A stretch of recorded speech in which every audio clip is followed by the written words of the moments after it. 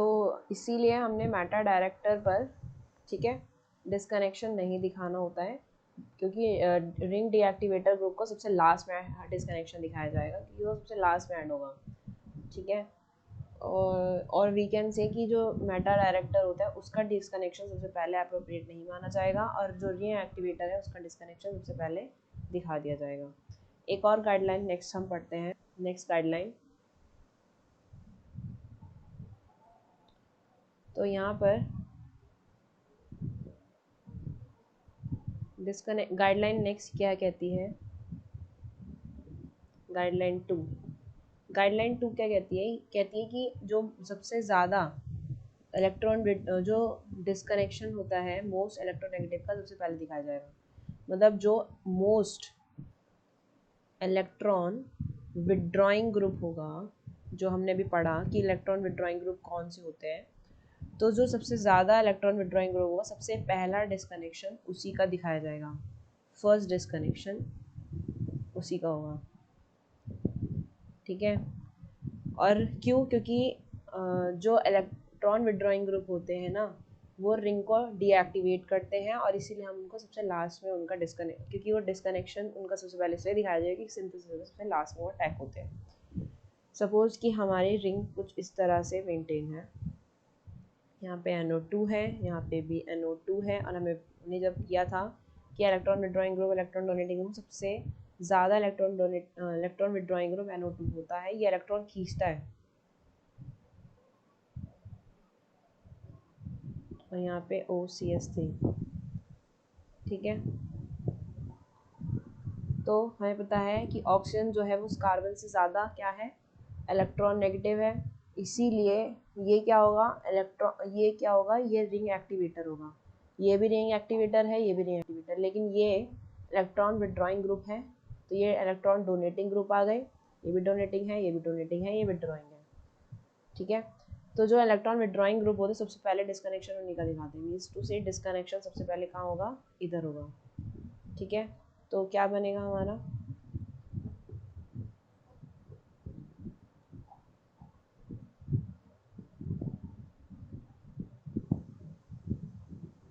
ये, ओके।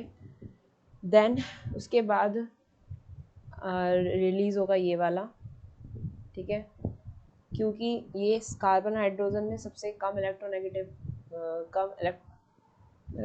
में ये आ जाएगा, तो ये आपका नेक्स्ट जुड़े हटेगा, CS3 and there is OCS3, ठीक है। तो ये रिलीज हुआ यहाँ से। देन डिस्कनेक्शन किस चीज़ का होगा, डिस्कनेक्शन होगा इसका CS3 का, CS3 की जगह OH आ जाएगा, ओके। क्योंकि ये क्या है, ये हमारी, ये कहाँ से ऐड हुआ, ये OCS3 जुड़ा है आपका फ्रिडल क्राफ्ट असाइलेशन से, ठीक है। तो दैट्स वाई हम इस पार्ट को एज अ बेस के तौर पर OH हो जाएगा यहाँ पे, और ये CS3, फिर फर्दर क्या होता है, बस ये लास्ट कंपाउंड बन जाता है। और अगर आपको देखना है तो फ्रिडल क्राफ्ट या फिर जैसे भी है, तो आपका ये है आपका टारगेट मॉलिक्यूल, और ये है आपका स्टार्टिंग मॉलिक्यूल जिससे आपका ये टारगेट मॉलिक्यूल बना है। ये दिस इज एनालिसिस जो हमने किया है।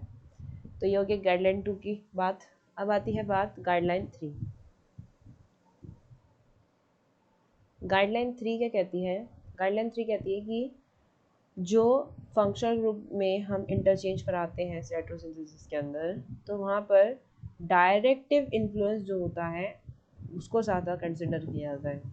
फॉर एग्जांपल, जैसे कि हमने एक एग्जांपल लेते हैं, मतलब ये ध्यान रखेगा कि चेन क्लोरिनेशन में सबसे राइट, जैसे कि बात करते हैं इसमें Cl है इधर, दिस इज CCl3। अगर इसकी हम बात करें दो तरह के डिस्कनेक्शंस में, A and this is B part, तो A वाला क्या कहता है, कह रहा है कि आप Cl को पहले चेंज कर दो, ठीक है। Cl को पहले क्या कर दो, CH3 बना दो, और ये Cl हो जाएगा क्लोरिनेशन के ऊपर, और यहाँ पर उसके बाद जाके यहाँ से Cl रिलीज होएगा, क्लोरीनेशन सबसे पहले होता है मीन्स टू से, ठीक है। और इसी अगर बी की बात करें दैट मीन सबसे पहले यहाँ से Cl बाद पहले रिलीज होगा, बाद में CH3 बनेगा, ये बी वाला पार्ट कहता है। अगर हमने Cl सबसे पहले रिलीज कर दिया और यहाँ पे CCl3 ही रहने दिया, उसके बाद जाके हमने क्या किया, इस Cl को CH3 बनाया, तो फिर दिक्कत आ सकती है, ठीक है। मतलब ये कहना चाह रहे हैं कि जो साइड चेन क्लोरीनेशन है, ये साइड चेन क्लोरीनेशन जो है, ठीक है, उसको सबसे पहले फॉलो किया जाएगा, क्योंकि इसकी ये प्रॉपर वे है। This is not the proper way, this is not proper way, ठीक है, ये गलत मेथड है और ये आपका करेक्ट है, ठीक है। सही कैसे है, क्योंकि जो साइड चेन फॉलो करने वाला मेथड है ना, ये वाला कि पहले आप उसको साइड वाले को डिस्कनेक्ट कर दो, फिर उसके बाद जाके उसका CH3 करो, तो ये मेथड सही नहीं है। यहाँ पर क्या होता है कि सबसे पहले आपको डायरेक्ट इन्फ्लुएंस दिखाना है, कि डायरेक्ट इन्फ्लुएंस मतलब बाद में क्लोरीनेशन बाद में होगा, सबसे पहले आप इसको दिखाओ। इसका मतलब कहने का, जब हम इस वाले को स्टार्टिंग मॉलिक्यूल में रख रहे हैं तो सबसे पहले क्या किया, क्लोरीनेशन किया। क्लोरीनेशन पे क्या हुआ, इस पोजीशन पे आपका Cl आ गया, देन बाद में फिर वापस से अपनी क्लोरीनेशन किया, तो यहाँ से CH3 में से H3 जो है वो रिलीज निकल गया और यहाँ पे क्लोरीन पोजीशन पे आ गया, ठीक है। तो ये हो गया गाइडलाइन 3। अब आती है नेक्स्ट गाइडलाइन, गाइडलाइन 4। गाइडलाइन 4 क्या कहती है, ये कह रही है कि एरोमेटिक अमीनो ग्रुप जो होते हैं वो सबसे ज़्यादा इंपॉर्टेंट होते हैं ऑर्गेनिक सिंथेसिस में, और यहाँ पे हाईली रिंग एक्टिवेटर होते हैं और ऑर्थो पैरा डायरेक्टर होते हैं, ठीक है। मतलब एरोमेटिक ग्रुप में, ठीक है, एरोमेटिक अमीनो ग्रुप जो होते हैं वो आपके हाईली रिंग एक्टिवेटर होते हैं। और आपको पता है रिंग एक्टिवेटर मेनली आपके ऑर्थो और पैरा पोजीशन पे आने वाले होते हैं। तो यहाँ पर क्या कह रहे हैं कि अगर आपको डाइजोटाइजेशन से फंक्शनल ग्रुप में इंट्रोड्यूस कराना है, तो यहाँ पे न्यूक्लियोफिलिक का रिप्लेसमेंट जो है वो Cl Br या Cn ग्रुप से होता है, ठीक है, या फ्लोरीन से भी होता है। अगर क्लोरीन, ब्रोमीन और Cn से अगर आप क्या कराते हो, न्यूक्लियोफिलिक रिप्लेसमेंट कराते हो, तो उसको हम सैंडमेयर रिएक्शन कहेंगे। अगर आप फ्लोरीन से कराते हो तो उसको हम शियामन रिएक्शन कहेंगे, ठीक है। तो यहाँ पर बात आती है कि करके हम समझेंगे कि कैसे कैसे करा सकते हैं। सपोज कि यहाँ पर आपको एक कंपाउंड दिया हुआ है,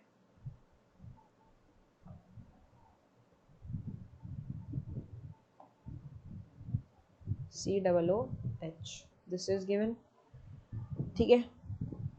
अगर हमें दिख रहा है कि अमीनो ग्रुप से क्योंकि अमीनो ग्रुप क्या है, हाईली रिंग एक्टिवेटर ग्रुप है, अगर आपको इंट्रोड्यूस कराना है किसको, किसी डाइजोनियम ग्रुप को इंट्रोड्यूस कराना है, तो किससे कराएंगे, Cl Br या Cn से कराएंगे, ठीक है। तो यहाँ से सबसे पहले हम बात करेंगे कि इस वाले पार्ट पर आपको क्या करना है, कोई अमीनो ग्रुप इंट्रोड्यूस कराना है, ठीक है। तो यहाँ पर हम क्या करेंगे, क्योंकि ऑर्थो पैरा डायरेक्टर है ये, ठीक है, तो ऑर्थो पैरा डायरेक्टर पे ही क्या होता है, अमीनो ग्रुप इंट्रोड्यूस हो सकता है, ठीक है। तो ये आपका यहाँ पे रहेगा Cl और यहाँ से जो है Cn हो जाएगा, ठीक है, Cn से हमने कर दिया। देन फिर फर्दर Cn की पोजीशन पे क्या आ गया, आपका NH2 आ गया। फिर फर्दर यहाँ से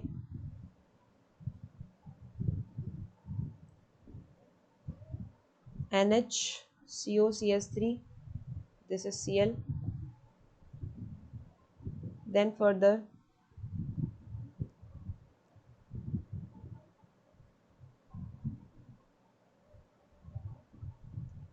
यहाँ से क्लोरीन रिमूव हो जाएगा और यहाँ से NHCHCO3 रह जाएगा। उसके बाद NHCOCH3 से आपका NH2 बन जाएगा। NH2 के बाद आपको पता है नाइट्रेशन से होता है, तो यहाँ पे NO2 आ जाएगा। ठीक है, तो अमीनो ग्रुप हमारा इंट्रोड्यूस हो गया। अब यहाँ से नाइट्रेशन कराएंगे तो वापस से ये आपका नॉर्मल ही आ जाएगा। ओके, तो ये हो गया गाइडलाइन 4। अमीनो ग्रुप इंट्रोड्यूस कराने के लिए आप ऐसा करते हो। नेक्स्ट गाइडलाइन है गाइडलाइन 4।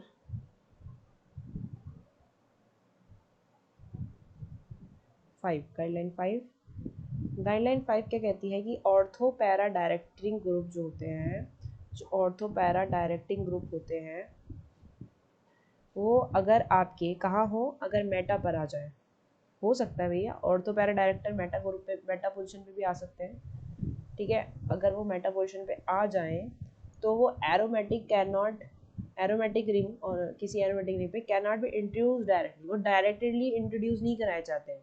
अगर कोई ऑर्थो पैरा मीन्स टू से electron withdrawing group, electron donating group अगर आपका मेटा पोजीशन पे आ जाए तो उन्हें डायरेक्ट इंट्रोड्यूस नहीं कराया जाता। इसीलिए डायरेक्ट इनकमिंग इलेक्ट्रोफाइल को रिक्वायरमेंट होती है, वहाँ पे इलेक्ट्रोफाइल की ज़रूरत होती है, तब जाके वो उस पर या डाइजोनियम या रिडक्शन से जाकर फिर उसके बाद रिमूव किए जाते हैं उनको। तो फॉर एग्जांपल, ठीक है, मतलब कैसे, या तो उसको डाइजोटाइजेशन से क्या करो, रिमूव करो बाद में, और फिर रिडक्शन से रिमूव करो किसको, जो आपने इंट्रोड्यूस कराया है कोई इलेक्ट्रोफाइल।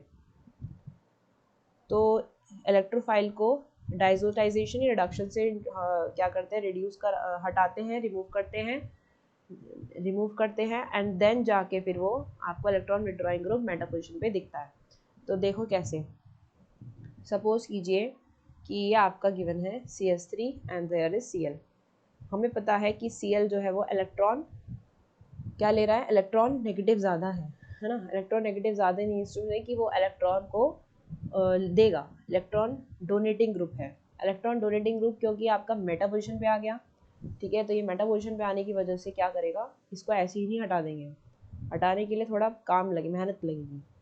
तो आपने क्या किया, पहले इस पर NH2 इंट्रोड्यूस कराया जो कि क्या है, आपका इलेक्ट्रोफाइल है। ठीक है, यहाँ से आपका Cl है, देन जाकर उसके बाद आपका Cl रिलीज़ होगा यहाँ से।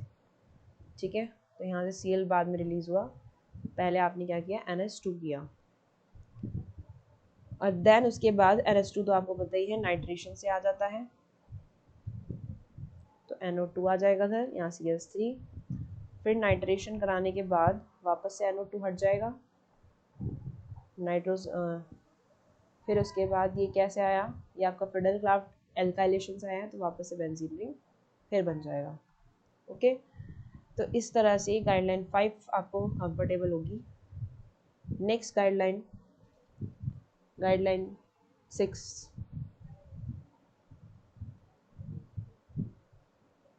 गाइडलाइन 6 क्या कह रही है, ये कहती है कि कोई सब्स्टिट्यूएंट जैसे कि हाइड्रोक्सिल या मिथॉक्सी या कोई फिनाइल, क्योंकि मीन्स टू से कि हाइड्रोक्सिल, मिथॉक्सी और phenyl are difficult to introduce in later stages of synthesis, मतलब बाद में हाइड्रोक्सिल, मिथॉक्सी और फिनाइल ग्रुप को किसी सिंथेसिस में बाद में इंट्रोड्यूस कराना थोड़ा डिफ़िकल्ट होता है। तो इसीलिए बेटर है कि हम उसे पहले ही किसी स्टार्टिंग ग्रुप में अगर उसको हमें इंट्रोड्यूस कराना पड़ता है। ठीक है, हाइड्रोक्सिल, मिथॉक्सी, फिनाइल ग्रुप को सबसे पहले इंट्रोड्यूस कराना पड़ता है, क्योंकि ये बाद में इंट्रोड्यूस कराने थोड़ा डिफ़िकल्ट पड़ जाता है एरोमेटिक में। सपोज कीजिए कि आपको ऐसा दे रखा है, ये फिनाइल इधर अटैच्ड है और इसके इधर NO2 है। ठीक है, तो इसमें आपको भी पता है कि NO2 आपका क्या है, इलेक्ट्रॉन विड्रॉइंग ग्रुप है। इलेक्ट्रॉन विड्रॉइंग ग्रुप आपका ऑर्थो पे पैरा पोजीशन पे अटैच्ड है। तो पैरा पोजीशन पर अटैच होने की वजह से डायरेक्टली हम इसको क्या करेंगे, ये आपका नॉर्मली रिलीज़ हो जाएगा। इसमें कोई अलग से कुछ नहीं है कि हमें अलग से कराना पड़ेगा, तो यहाँ से हम डायरेक्टली कह सकते हैं कि रिलीज़ हो जाएगा, आपको ये दे देगा। ठीक है, तो बात आती है कि हम हाइड्रोक्सी मिथॉक्सी फिनाइल ग्रुप को कैसे हटाएंगे, तो ये बाद में तो यहाँ पे फिनाइल ग्रुप को हटाने से पहले आप सुनिए बात एक। तो सपोज कीजिए एक और एग्जांपल हमने लिया, यस यहाँ पे CH3, यहाँ पे OCH3 and there is tertiary butyl. तो अगर मैं बात करूँ तो ये आपका क्या है, इलेक्ट्रॉन डोनेटिंग ग्रुप है। This is electron donating group, this is also electron donating group, okay. And ये है आपका इलेक्ट्रॉन, ये भी इलेक्ट्रॉन डोनेटिंग ग्रुप है, तीनों इलेक्ट्रॉन डोनेटिंग ग्रुप है। तो हमें अभी बात आती है कि डिस्कनेक्शन हम कहाँ से कराएं। तो देखिए, तो हमें मिथॉक्सी ग्रुप को सबसे पहले इंट्रोड्यूस कराना होता है किसी सिंथेसिस में। दैट मीन्स मिथॉक्सी ग्रुप को हम सबसे लास्ट में हटाएंगे, किसमें, डिस्कनेक्शन में।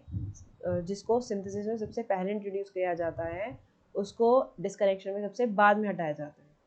तो सबसे पहले डिस्कनेक्शन कहाँ से होगा, इधर से होगा।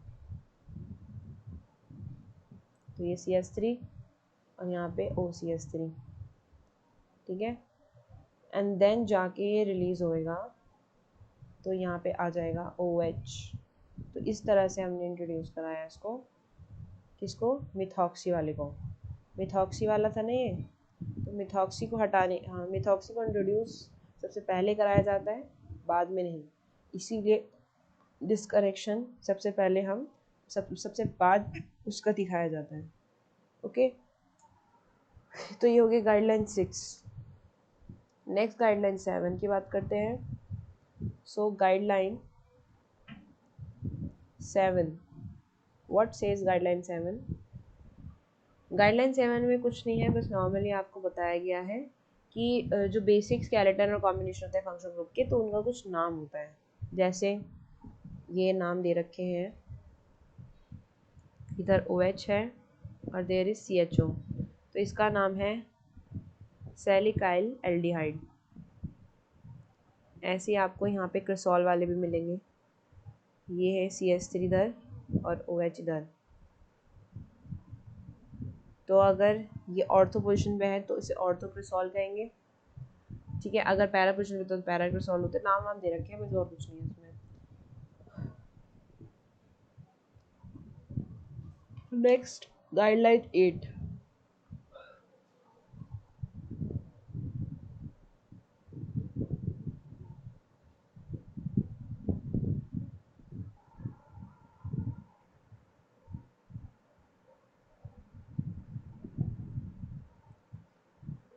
सो गाइडलाइन 8 क्या कह रही है, सिंथेटिक सीक्वेंसेस में अनवांटेड साइड रिएक्शन होती है, जिस वजह से कोई अनवांटेड ऐसी साइड रिएक्शन हमें दिखाई जो हमें अवॉइड, तो उसको अवॉइड करना होता है। फॉर एग्जांपल कि जैसे कि नाइट्रेशन है, नाइट्रेशन को अवॉइड, नाइट्रोशन जो है को अवॉइड करने, ईजिली अवॉइड करने के लिए ऑक्सीडाइजेबल ग्रुप को इंट्रोड्यूस कराते हैं, जैसे कि एल्डिहाइड या हेलोमिथाइल ग्रुप, जो कि सिस्टम में प्रेजेंट हो।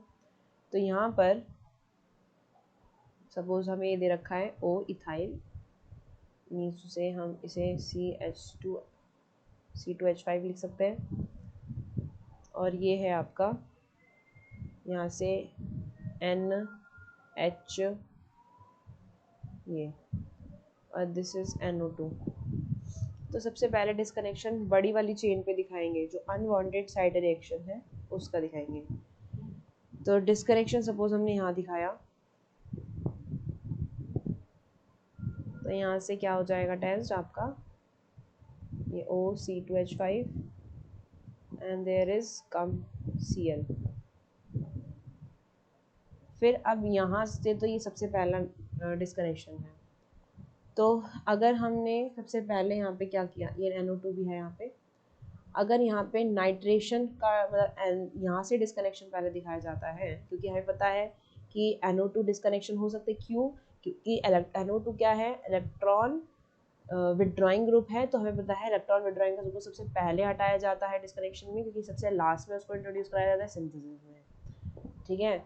तो NO2 को हमने हटाया, तो यहाँ पे बचा आपका Cl और ये बचा O2CH, C25H5।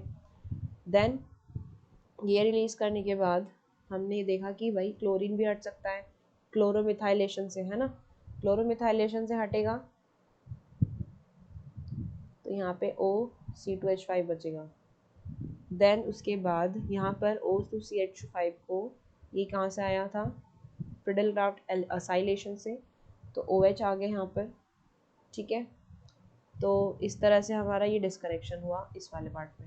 अब अगर हम इसकी जगह क्लोरो, सबसे पहले NO2 की जगह हम इसको क्लोरोमिथाइलेशन कराते हैं अगर, तो सबसे पहले अगर क्लोरोमिथाइलेशन कराते हैं तो ये C2H5 ऐसे होगा। देन उसके बाद जाकर हमने क्या किया, फिर बाद में मतलब यहाँ पे तो क्या करे थे, सबसे पहले नाइट्रेशन से फिर क्लोरोमिथाइलेशन से हो रहा था ट्रांसफॉर्म, लेकिन यहाँ पर हमने सबसे पहले क्या किया, क्लोरोमिथाइलेशन एंड देन नाइट्रेशन।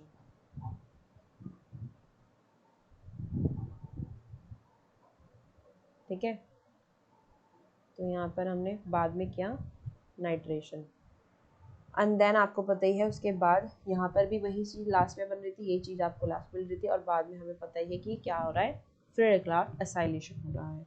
ठीक है, तो ये आपकी गाइडलाइन 5 कहती है कि हमें अनवांटेड साइड रिएक्शन को रिमूव करने के लिए सबसे पहले नाइट्रेशन को अटेम्प्ट कराना चाहिए। नाइट्रेशन को अवॉइड करने के लिए कह रहे हैं, ठीक है, कि आप हेलोमिथाइलेशन ग्रुप का अटैच करा दो। नेक्स्ट है गाइडलाइन 9। गाइडलाइन 9 क्या कहती है, ये कहती है कि जब ऑर्थो-पैरा सब्स्टिट्यूशन जो है पॉसिबल हो रिएक्शन में, तो एक आइसोमर जो है रिक्वायर्ड होता है। It is better to block one of the position even if the blockage leads to be deactivation of the ring. मतलब एक साइड को आप पॉसिबली, मतलब it is better to block one of the position, मतलब किसी एक position को block कर दो ताकि डीएक्टिवेशन जो है रिंग का ना हो या उससे हो जाए। तो जैसे कि हम बात कर रहे हैं यहाँ पर कि एक ये है, थोड़ा बड़ा है मॉलिक्यूल,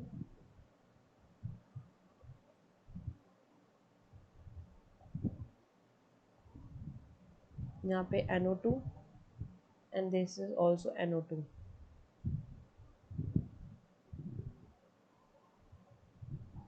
ओके, तो ये आपका टारगेट मॉलिक्यूल हो गया। टारगेट मॉलिक्यूल में सबसे पहले डिस्कनेक्शन हम कहाँ दिखाएंगे, हम डिस्कनेक्शन दिखाएंगे इस वाले पोजीशन पर, ठीक है, क्योंकि हम सबसे पहले NO2 नहीं डिस्कनेक्शन दिखा रहे। तो यहाँ पे ये हो गया आपका OH बन जाएगा, यहाँ पे NO2 and there is also NO2। अगर हमने यहाँ पे नाइट्रेशन का डिस्कनेक्शन कराया और अगर हमने यहाँ पे किसका डिस्कनेक्शन दिखाया, फ्रिडलक्राफ्ट एल्काइलेशन का डिस्कनेक्शन, फ्रिडलक्राफ्ट का ट्रांसफॉर्म दिखाया, तो यहाँ पे OH बचेगा, यहाँ पे NO2 बचेगा, यहाँ पे NO2 बचेगा। अगर हमने यहाँ पे फ्रिडलक्राफ्ट का ट्रांसफॉर्म दिखाया, और अगर यहाँ पर हमने किसका दिखाया, नाइट्रेशन का ट्रांसफॉर्म दिखाया, तो ये आपका और ये OH हो गया। ठीक है, तो बस यही है कि हम क्या करते हैं, पॉसिबल जो होता है वो है आपका कौन सा, इनमें से कौन सा, ए वाला पॉसिबल है या बी वाला पॉसिबल है। तो ए वाला जो है वो आपका सबसे सुटेबल माना जाएगा, कह सकते हैं हम। ठीक है, यहाँ से आपका पहले या फिर हम कह सकते हैं कि बी वाला सुटेबल माना जाएगा सबसे पहले। क्यों, क्योंकि यहाँ पर आपने क्या करना है, नाइट्रेशन को सबसे बाद में डिस्कनेक्शन करना है। ये बोल भी रहे हैं जो ऑर्थो-पैरा सब्स्टिट्यूशन पॉसिबल होता है रिएक्शन में, दोनों, अगर when both ortho and para substitution are possible in a reaction and one isomer is required, एक ही आइसोमर रिक्वायर्ड है, तो हमें बेटर है कि एक पोजीशन को ब्लॉक कर दो even if the blockage leads to deactivate, चाहे वो ब्लॉकेज आपको रिंग को डीएक्टिवेट ही क्यों ना कर रही हो, तो एक पोजीशन को आपको ब्लॉक करना पड़ता है। ठीक है, तो इसीलिए आपका ये पॉसिबल पार्ट है और ना कि ए। तो सबसे पहले आपने इस पार्ट का जो है सबसे लास्ट में आपको क्या करना पड़ता है, अल्काइलेशन करना पड़ता है। दोनों पॉसिबल है वैसे तो कह सकते हैं, डिस्कनेक्शन ए और डिस्कनेक्शन बी। तो डिस्कनेक्शन ए में इलेक्ट्रॉन विड्रॉइंग ग्रुप जो है वो रिमूव हो रहा है बट इज़ नॉट अप्रोप्रिएट, तो इसीलिए जो क्यों, क्योंकि यहाँ पे इलेक्ट्रॉन विड्रॉइंग ग्रुप जो है उसका डिस्कनेक्शन करवा रहे हैं, है ना। यहाँ पे इलेक्ट्रॉन विड्रॉइंग ग्रुप कौन है, NO2 है ना। तो इलेक्ट्रॉन विड्रॉइंग ग्रुप का डिस्कनेक्शन इसलिए तो ये अप्रोप्रिएट नहीं है, क्योंकि फ्रीडल-क्राफ्ट एस्काइलेशन जो है फिनोल का वो बहुत ही बल्कि इलेक्ट्रोफाइल है, जो कि आपका काफ़ी बड़ा है, मेजर प्रोडक्ट है, which is not required intermediate in the synthesis of dinocap intermediate, ठीक है। इसलिए बी जो है वो आपका सबसे मोर एप्रोप्रिएट डिस्कनेक्शन है। तो यहाँ पर ए पॉसिबल नहीं हो सकता because of electron withdrawing group का हमने डिस्कनेक्शन यहाँ पे दिखाया इसलिए। ओके, और इलेक्ट्रॉन विड्रॉइंग ग्रुप का सबसे पहले डिस्कनेक्शन तो दिखाते ही हैं, ठीक है, लेकिन ध्यान रख के कि क्योंकि हमारा फ्रीडल-क्राफ्ट एल्काइलेशन का डिस्कनेक्शन हमने यहाँ पे दिखाया नहीं था पहले, सबसे पहले इलेक्ट्रॉन इस वाले का हमें, क्योंकि इलेक्ट्रॉन विड्रॉइंग ग्रुप सबसे ज़्यादा ये वाला है पार्ट है ना कि NO2 वाला। ओके, तो ये हो गया आपका गाइडलाइन 9। तो सारे समझ में आए गाइडलाइंस? ओके।